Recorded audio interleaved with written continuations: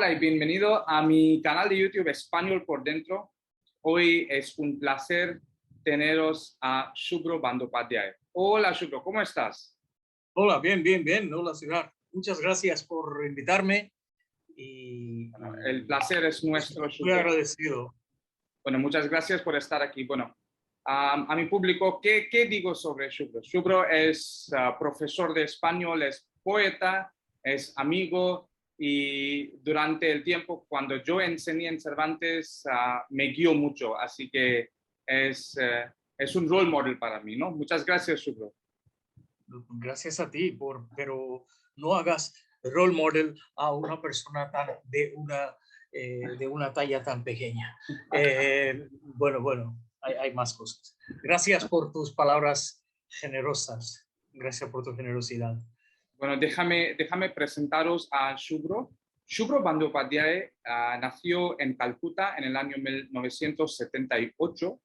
Estudió biología y después el español. Es diplomado por el Instituto Cervantes. Recibió la primera beca internacional Antonio Machado en el año 2008 en Soria. Recibió el Premio Nacional de Escritores Jóvenes de India, el Sahitya Akademi Yuva Puraskar, en el año 2013 por un poemario. Ha publicado hasta la fecha 5 poemarios en bengalí y 3 de esos fueron traducidos al castellano y publicados en España. Ha sido invitado a diferentes festivales literarios como el Festival Internacional de Poesía en Medellín, Colombia, Expoesía, Soria en España y el Jaipur Literature Festival en la India y a FIL Guadalajara, México. Ha participado en el proyecto Poetry Connection India-Wales, organizado por Literature Across Frontiers y British Council en 2017. Actualmente reside en Nueva Delhi, donde es profesor del Instituto Cervantes. Bueno, después de esa introducción muy impresionante, bueno, Shubhro, me gustaría hacerte, la primera pregunta es, ¿cómo estás? ¿Cómo te va la pandemia y este tiempo muy difícil que estamos viviendo? Para decirte la verdad, la pandemia no me va muy mal. Porque nunca he estado tanto tiempo en casa, pues en años. Y este tiempo en casa me gusta porque antes es como la casa era una especie de albergue donde volvía a dormir y salía para trabajar y pasar algunos días festivos. Pero ahora mismo llevo ya como todos 1 año y medio en esta casa y bien, disfruto de mi tiempo que ahorro de los viajes. Ahora las clases se dan online, entonces ahorro el tiempo del viaje. Ese es un tiempo muy importante. Y claro, la situación no está bien en ninguna parte. Yo también tuve COVID durante esa enfermedad, tuve bastante miedo, ¿no? Que como todos. Y el resto, bien, bueno, más o menos físicamente estoy bien y psicológicamente también porque fueron estos meses fueron muy productivos para mí. Claro, claro. Entonces, Shubhro, mi primera pregunta es que como estudiaste biología, así que ¿cómo te atrajo la poesía? ¿Siempre escribías desde niñez o cómo cambió este aspecto desde biología a la literatura? Hay una eh, coincidencia o una práctica muy común en West Bengal, que casi todas las familias tienen algunos libros de poesía en casa. Y cada bengalí, como decimos, cada bengalí a la llegada de pubertad intenta escribir alguna canción o algún poema o algún texto creativo. Y así fue mi caso también, pero mi padre me ayudó a leer poesía, me introdujo a la poesía moderna. Eh, pues de herencia he recibido varios libros de poesía moderna de otros países, porque mi padre también intentó escribir poesía, luego lo dejó.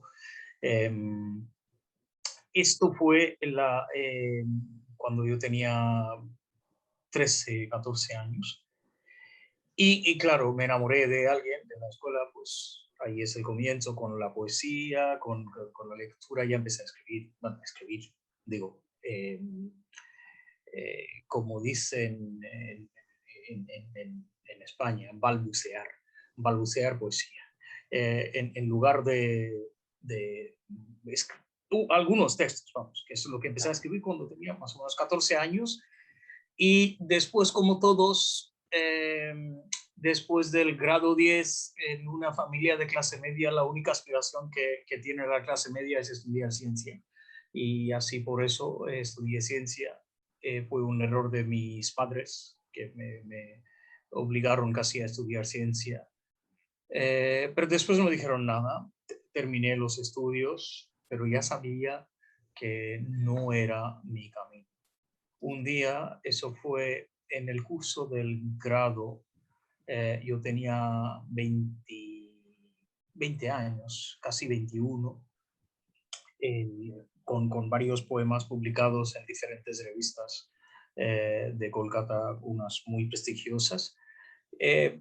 Leí un poema de un poeta alemán, Rainer Maria Rilke, que dijo que ese verso, ese poema, que decía, lo bello es el comienzo de lo terrible. Y ese día, lo bello es el comienzo de lo terrible.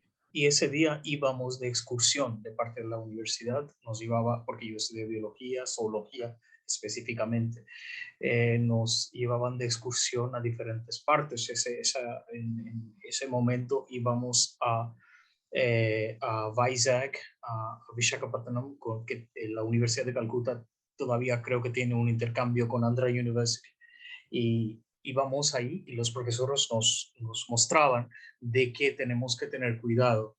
Y decía el profesor, siempre hay que tener cuidado con los animales que tienen muchos colores, que son atractivos. Y ese fue el momento. El verso que dice lo bello es el comienzo de lo terrible, y al mismo tiempo la ciencia dice que de mantener distancia con todo lo atractivo. Y entonces yo, en lugar de pues, seguir esos consejos, sí que pues tuve que seguir esos consejos, pero ya en mi cabeza se funcionaba que no, que a mí me gustaba más que esas prácticas científicas, me gustaba más la parte lingüística, como dice, cómo se habla, cómo se escribe y todo esto. Yo tenía todo es algo muy duro, pero sí que con 20 a 21 años ya tenía esto claro, que iba a escribir. Todavía no sabía qué, pero sí que tenía esto claro, que iba a escribir. Así llegó la poesía, literalmente.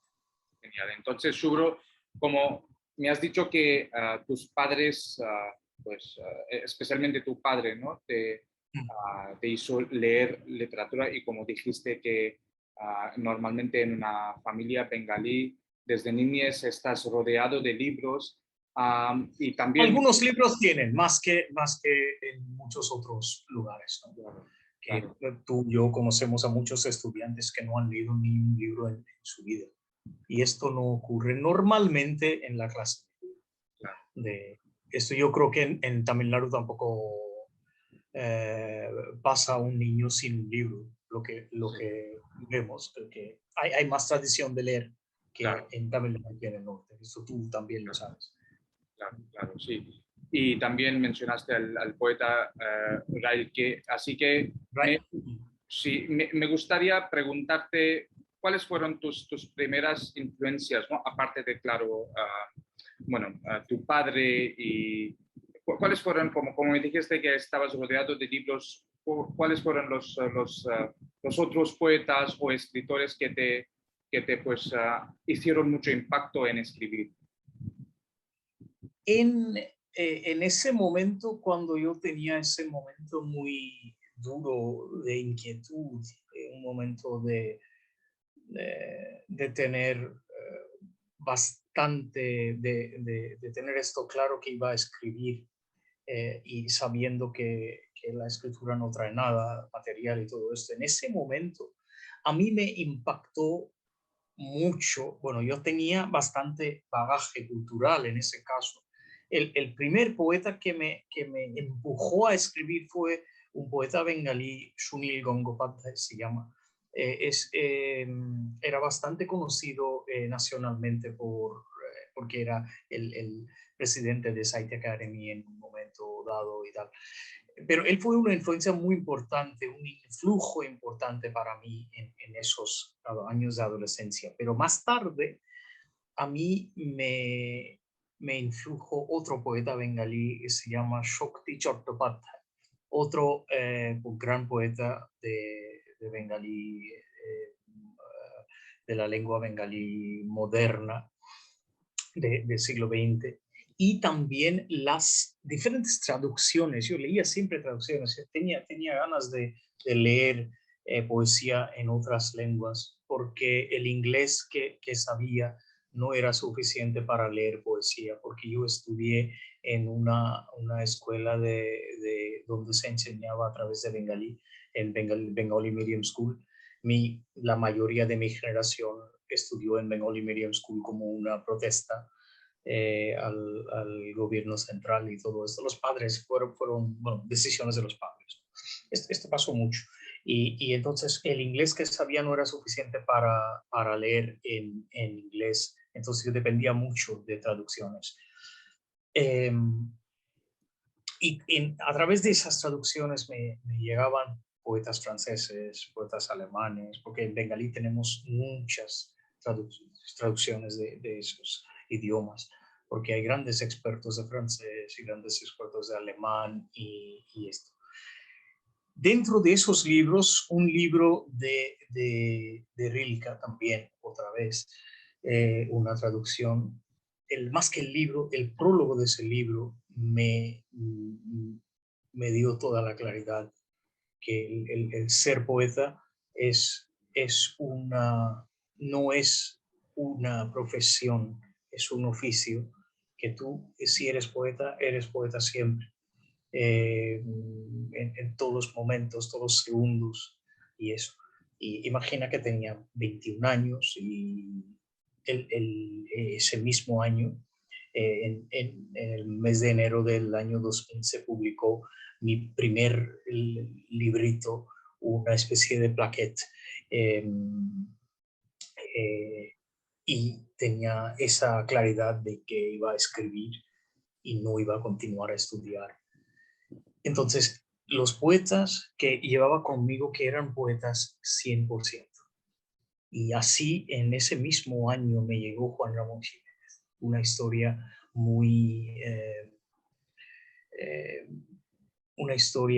emocionante de Juan Ramón Jiménez, la relación que tenía él con Tagore.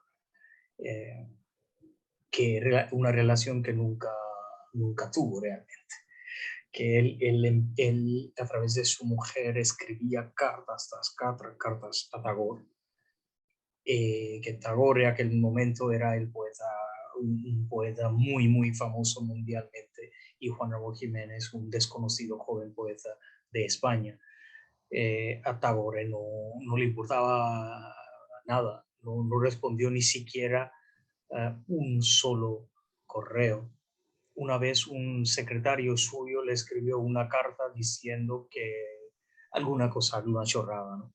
Juan Ramón Jiménez siempre quería que Tagore estuviese en España, porque Tagore pasaba mucho tiempo en Europa, iba mucho a Europa, Francia, Alemania, a todas partes, estuvo incluso en Italia de Mussolini, pero nunca pasó por España. Hay un libro muy bueno en bengalí, escrito por nuestro querido profesor Ganguly. Ese libro también me impresionó mucho. Allí leí la historia triste de Tagore y de Juan Ramón Jiménez. Y eso me impactó. Empecé a leer más sobre él, empecé a buscar sus traducciones y todo esto. Entonces, tenía conmigo a Rainer Maria Rilke, tenía conmigo a Juan Ramón Jiménez. Poquito a poco me llegó también Pablo Neruda, como siempre, y varios otros poetas del mundo hispano. Los primeros influjos fueron algunos poetas bengalíes. Después sobre todo la historia, no la poesía, la historia de Juan Jiménez y algunos poetas franceses y Rilke, sobre todo. Muy fascinante, Shubro.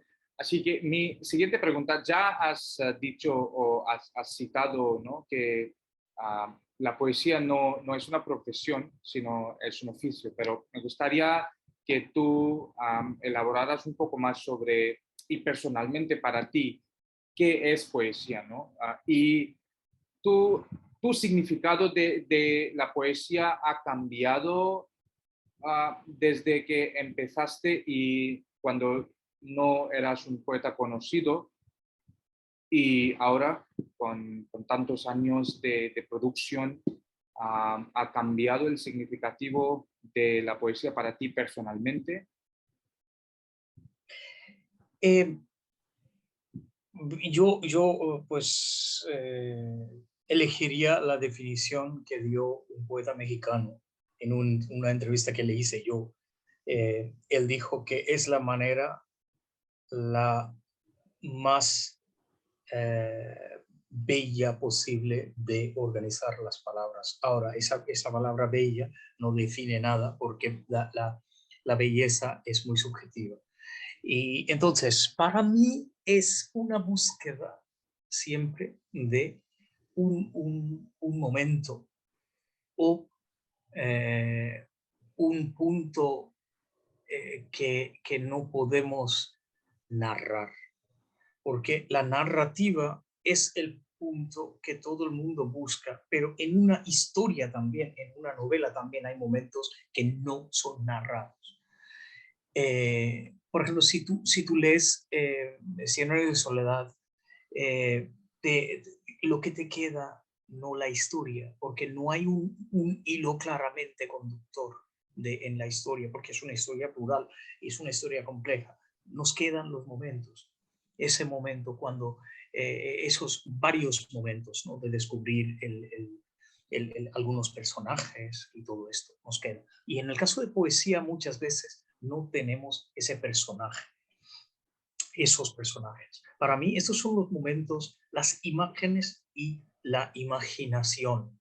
Como decía un poeta cubano que para mí en estos últimos 5, 6 años o 10 años, para mí ese es el Dios, si existió en la tierra o existe en la tierra. Este señor se llama José Lezama Lima y él dijo en su famoso concepto de imago mundi que, claro, buscamos esas imágenes que no vemos, es algo trascendente, algo que no es la vida rutinaria, que tú y yo estamos hablando. Para hablar tenemos un lenguaje ya establecido, que ya sabemos cómo se lee un periódico, cómo es una noticia, cómo es un texto periodístico, y sabemos cómo es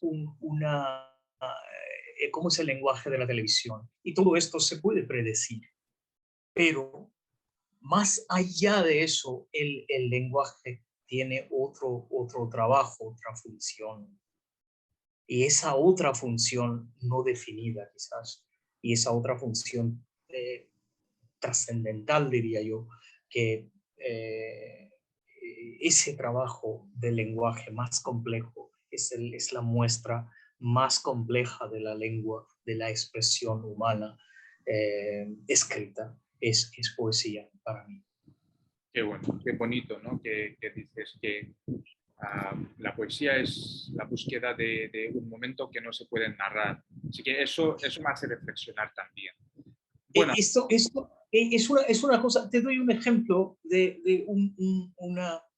Hay versos de sabiduría que existen en poesía mundial, que nunca pensamos. Siempre pensamos a veces en cosas muy mundanas como poesía, pero olvidamos que el unicornio o el venado de oro de Ramayana también son creaciones de poetas. Ellos inventaron esos animales mitológicos. Todos los animales mitológicos son inventos de los poetas. Entonces, tuvieron que imaginar algo. Y ahora, en la poesía moderna, yo recuerdo ahora mismo, me llega una imagen del Lezama Lima, hablando del Lezama Lima, la luz que se ve en el mar, que el destello del mar realmente son animales muertos. Ahora tú piensas en el cielo, con el cielo estrellado de Cuba, del mundo tropical, y un mar también con destellos, con chispas en el mar, que también es negro. Y ahí está la imagen de los animales muertos. Que después llega a este verso, dice que nunca tendrán que responder las preguntas de luz. Hay de preguntas de luz, claro, es que iluminan, pero nunca responden, nunca ven esos destellos, esas chispas, nunca llegan a ser luz de verdad, porque ahí se quedan dentro del mar. Y otro verso de sabiduría de otra poeta cubana, Dulce María Loinás, que dice, la nieve es el agua cansada de correr. Tú piensas, y qué bonito es este verso, no tiene nada más simple posible, pero esos son versos de sabiduría. Que claro, ahora piensas que claro, ese verso lo escribió directamente al ver la nieve por primera vez en Europa. Es una mujer tropical, intensamente tropical, que siempre vivió en Cuba, nunca vio la nieve en su vida, y ve la nieve y piensa que la nieve es el agua cansada de correr. Esto para mí es poesía, es lo que busco. Para mí es difícil, yo soy un mero estudiante de poesía, pero en la poesía que leo busco esta imaginación, esta profundidad que nos evoca a pensar en otra manera. Qué bonito, Shukro. Bueno, me estás llevando en un trance ya, ¿no? Pero yo quiero llevarte un poco atrás ahora. Y okay. Cuando tú fuiste a España, cuando ganaste la beca Antonio Machado, y me gustaría que tú nos contaras un poco sobre esta experiencia tuya, ¿no? Y el trabajo resultante que realizaste en España con esta beca. Primero, eso fue en 2008. Antes de eso, en 2007, estuve en España con la beca de Ruy de Clavijo de Casa Asia. Y en ese momento, cuando salí de España, tenía muchas ganas de estar en España más tiempo, como todos, que por la primera vez, ese momento, ¿no? Que nunca había visto en mi vida una cosa parecida, donde todo el mundo hablaba español y todo. Esto para un estudiante de lengua extranjera es un momento de éxtasis, ¿no? Para todos. Y esto es lo que pasaba, ¿no? de euforia. Y solicité simplemente por azar a la beca machadiana, porque esa beca era pensada para los nativos hispanohablantes. Yo escribí la propuesta de un libro que en ese momento no sabía escribir, porque siempre todo el mundo piensa que la poesía es algo inspiracional, siempre llega como inspiración, pero la poesía es como cualquier otro género, poesía es completamente, es un constructo que tiene que pensar, y yo tuve que pensar un libro como una película. Tuve que presentar el guión de la película, de ese libro, a la beca. Y pues después de 3 meses me llegó un email diciendo sobre la beca, bueno, que gané la beca, me llegó la noticia. Y no pensaba ganar, no pensaba, claro que nadie piensa, aunque era una beca internacional, abierta para todo el mundo que sabía español, pero realmente esas becas son para hispanohablantes porque hay muchos antecedentes. Y claro, esto para mí tiene un antes y un después. Esta beca me hizo mucho más responsable hacia mi obra. Este es el primer libro que se publicó en castellano. El libro se publicó en bengalí en 2009 y en castellano en 2010, una edición preciosa, bilingüe. Salió y ese libro me abrió el mundo completamente, el mundo hispano de poesía en todos los países. Ese es el libro que para mí fue la llave del mundo hispano, del mundo poético, del habla hispana. Y después llegó el segundo libro, el tercero, y llegan más libros, pero nunca el primero es el que tiene el más peso para abrir la puerta. Y es lo que hizo ese libro que se llamaba, o se llama La Ciudad Leopardo. Claro. Bueno, entonces, Shubro, ahora cuéntanos un poco sobre la revista Podeo Charcha, ¿no? No sé si lo pronuncio bien. Sí, más o menos. En Bangla se pronuncia la Y, no se pronuncia Y. Bangla es una lengua fonéticamente compleja. Se escribe una cosa y se dice, se pronuncia otra cosa. En Bangla la pronunciación sería Podchorcha, literalmente significa estar en poesía. Esa revista la empezamos a publicar en 1999. Éramos estudiantes universitarios y salió como un tabloide de poesía. Y seguimos publicando hasta mucho tiempo. Después, hace como 2 o 3 años, presentamos la versión digital, que ahora tenemos una página web y todo esto. Pero es como cualquier revista de poesía, no tiene una periodicidad muy fija, a lo que llamamos es una revista caprichosa. Antes tenía un intervalo de 3 meses, era una revista trimestral. Poquito a poco el capricho de un 20añero bajó, se hizo más realista y empezó, pues, salen menos números ahora. Pero sí que sigue existiendo la revista en el espacio web. Bueno, muy bien. Y Shubro, mi siguiente pregunta es sobre tu traducción del Don Quijote, ¿no?, al bengalí. Creo que salieron en la forma de unos cómics, ¿no? Y pues me gustaría que hablaras un poco, porque lo que pasa, Don Quijote para un estudiante que no ha estudiado español también no lo conoce, no es tan famoso el Don Quijote. Así que me gustaría que hablaras un poco sobre la experiencia de traducir al bengalí, qué fueron los retos y algunas anécdotas que te gustaría compartir con nosotros. Yo soy profundamente cervantino en todos los aspectos, más que cervantino, quijotesco, porque ya has visto que pues me empeñé, pues no sé, apañé a las aventuras más quijotescas del mundo. Pero sí, Quijote, esa traducción literalmente fue a petición del profesor Divyajyoti Mukhopadhyay, que es el profesor más conocido del español en Calcuta. Teníamos una fundación, se llama todavía la Fundación Indo-Hispánica de Kolkata, Indo-Hispanic Society, y en la Feria del Libro del año 2006, de Feria del Libro de Calcuta, España fue el país invitado. Queríamos tener varias muestras de traducción y se nos ocurrió crear una versión creativa de Don Quijote. Y claro, con un joven ilustrador, ahora ya es bastante conocido, trabaja con editoriales más grandes del mundo ahora mismo, se llama Wasim Helal.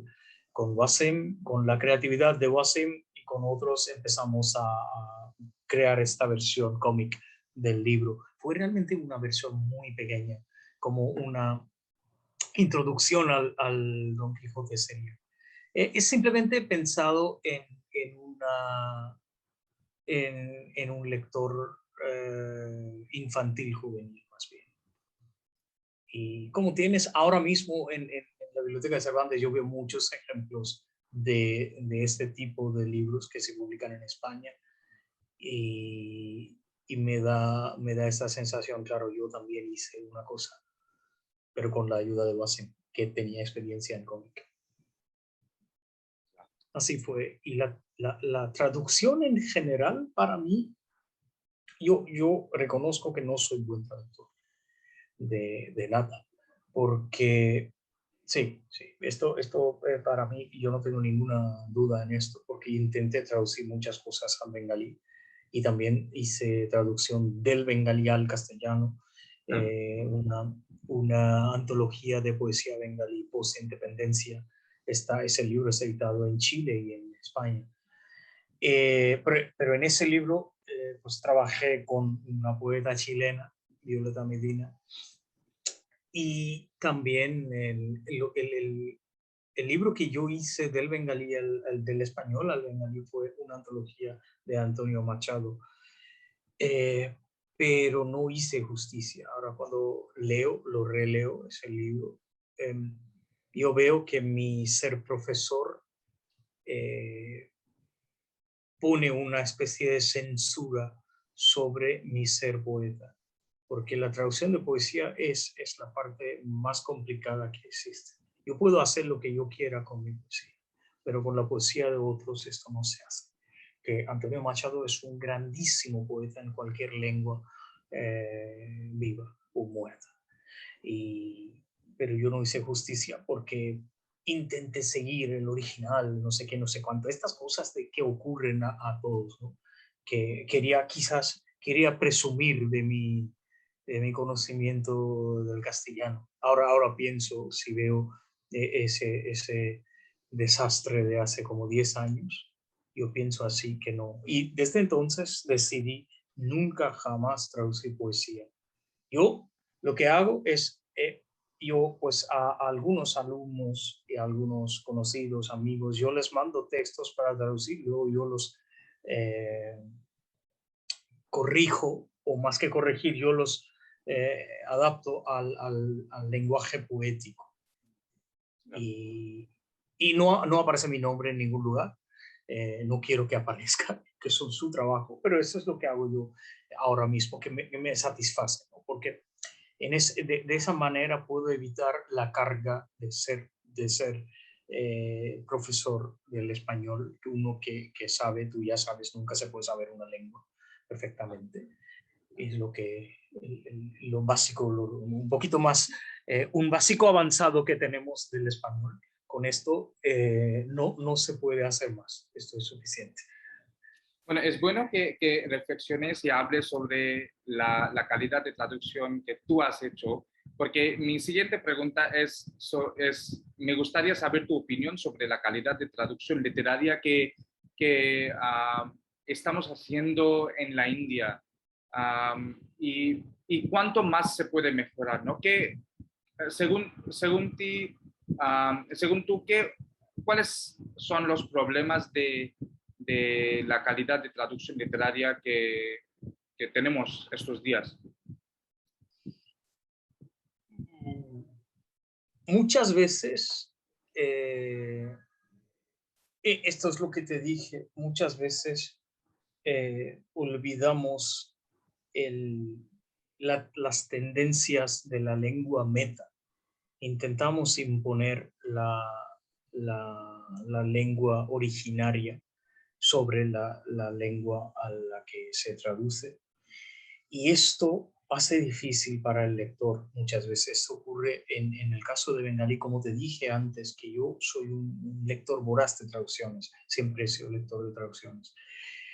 Pero en esas traducciones quizás faltaba la calidad del original, o quizás faltaba, eran malas traducciones o traducciones muy libres muchas veces, pero tenían algo que a mí como lector en bengalí me atraía.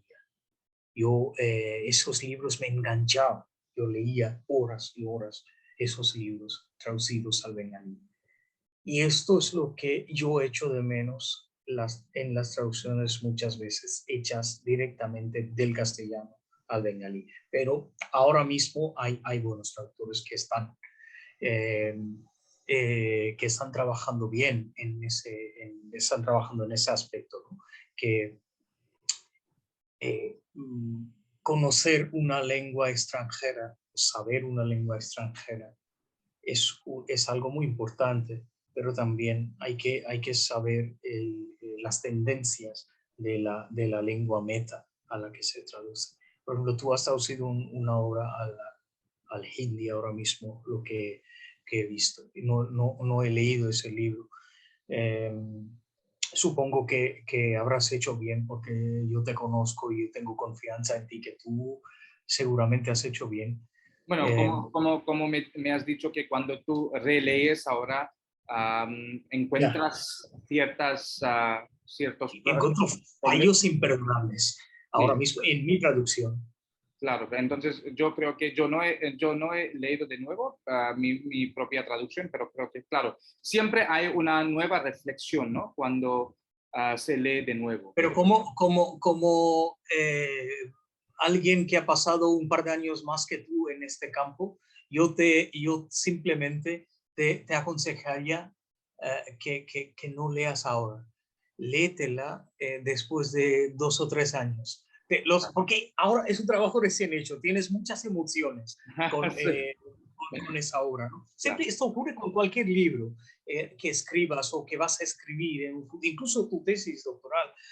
Después de terminar la tesis recibirás el título y todo esto. Es una obra importantísima en tu vida, Claro. pero como un texto, si lo lees, quizás después de 5 años de tu doctorado, verás que siempre se queda algún momento para mejorar, no sé, algún punto. Nadie puede escribir nada impecable en esta vida, creo. Que algunos pueden quizás, pero yo no pertenezco, no tengo ese talento de escribir algo impecable. Siempre pienso que se podría haber mejorado esto. Es como un director de cine que ve su propia película. He leído sobre Fernando Trueba, el director español. Dijo Fernando Trueba en una entrevista que no ve ninguna película suya después del montaje durante 5 años. Lo hace bien, lo hace muy bien, porque si no, habría que montar quizás la película otra vez. Si Fernando Trueba puede decir esto, Sí, ¿quién somos nosotros? sí. Bueno, Okay. palabras muy sabias y muy fascinantes, Shubro. Estamos Ay, llegando al bueno. fin de la entrevista, pero bueno, ¿cómo podemos terminar esta entrevista sin algunos versos recitados por el propio Shubro, ¿no? Así que, Shubro, te invitamos a recitar. Es un gran honor y placer para mí y este canal de YouTube tenerte recitando tus propios poemas. Yo creo que como es un canal en español y para los hispanohablantes y los estudiantes de español, yo voy a leer algunos poemas muy nuevos que ahora mismo están en la mano de la editorial que me va a publicar este libro ahora. En unos meses va a salir este libro. Y el libro se llama Shaman. Es un juego de palabras simplemente. Podría haber sido chamán, como dicen en español, pero he elegido la palabra francesa jugando con la palabra pali. En pali, shaman significa shaman, el sabio errante budista.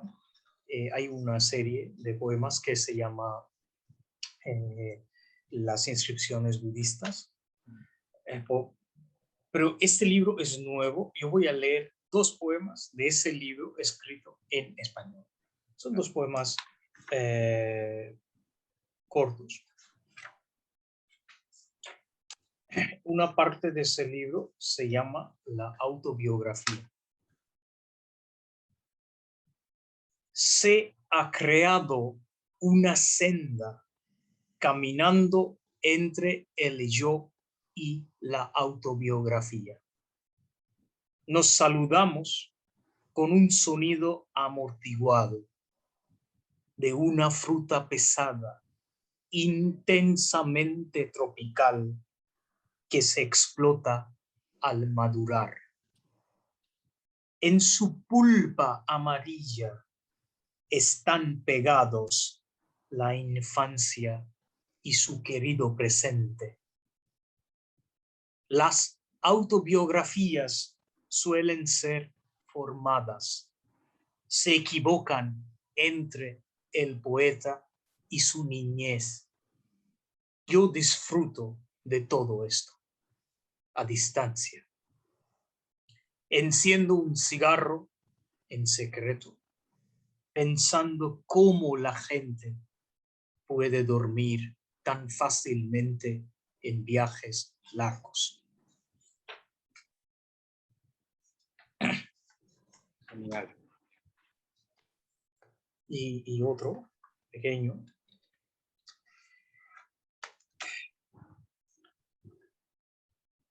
La autobiografía observa que mi boca es la de una rana en el diagrama de su sistema digestivo en el libro de la secundaria. La verdad está enclavijada en la bandeja. Hay víscera disectada. El querido presente es viscoso, que quiere poner el sabor de algún insecto extinto en la boca. Sigo organizando la fe en la lengua, al igual que la lactancia biológica tras parir un niño muerto. Muy bien. Gracias. Una imaginación muy vívida, ¿no? De las palabras que has recitado. Así que muchas gracias, Shubro, por... Gracias a ti, gracias. Y Gracias. espero que a mi público le haya gustado mucho y espero que vosotros también hayáis entrado en este trance que yo he experimentado hoy con Shubro Bandopatya. Muchísimas gracias, Shubro, por estar aquí. A ti, Siddhartha. A ti.